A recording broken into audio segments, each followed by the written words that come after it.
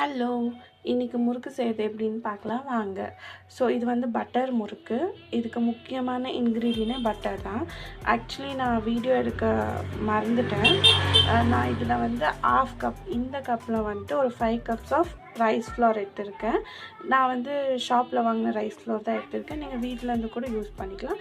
And ½ cup கடலை மாவு எடுத்திருக்கேன். ஸோ இதை வந்து நல்லா மிக்ஸ் பண்ணிக்கோங்க. இதுக்கு தேவையான அளவு சால்ட் ஆட் பண்ணிக்கோங்க. சால்ட் ஆட் பண்ணிக்கிறேன். இப்போது நான் அதே கப்பில் பட்டர் எடுத்திருக்கேன். ஸோ பட்டரை ஆட் பண்ணிக்கோங்க. இதை நல்லா வந்து பிசைஞ்சு விட்டுக்கோங்க. ஆக்சுவலி நான் ரூம் டெம்பரேச்சரில் இந்த பட்டர் தான் யூஸ் பண்ணியிருக்கேன். இங்கே ஃப்ரிட்ஜில் வச்சுருந்தா ஒரு ½ அன் ஹவர் முன்னாடி வெளியே வச்சு யூஸ் பண்ணிக்கோங்க. அப்போ தான் உங்களுக்கு நல்லா பிசைய முடியும். பாருங்கள். ஸோ பட்டர் எல்லாம் மாவு கூட நல்லா மிக்ஸ் ஆகிருக்கு. உங்கள் மாவு வந்து இப்படி பிடிச்சா இப்படி பிடிக்கணும், அந்த மாதிரி இருக்கணும் மாவு.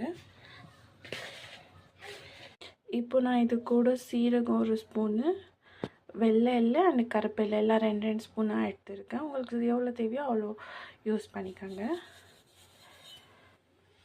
இப்போ நீங்கள் தண்ணி ஊற்றி நல்லா மாவு பதத்துக்கு பிசைஞ்சிக்கோங்க. ரொம்ப சாஃப்டாகவும் வேணாம், ரொம்ப ஹார்டாகவும் வேணாம், மீடியம் கன்சிஸ்டன்சியில் இருக்கட்டும். பாருங்கள், நல்லா சாஃப்டாக பிசைஞ்சிருக்கேன். இப்படி நீங்கள் பிசைஞ்சிக்கோங்க.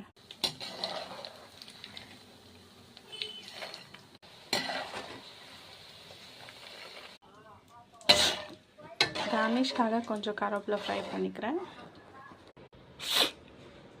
பாருங்கள், கிறிஸ்பியான பென்னே முறுக்கு ரெடி.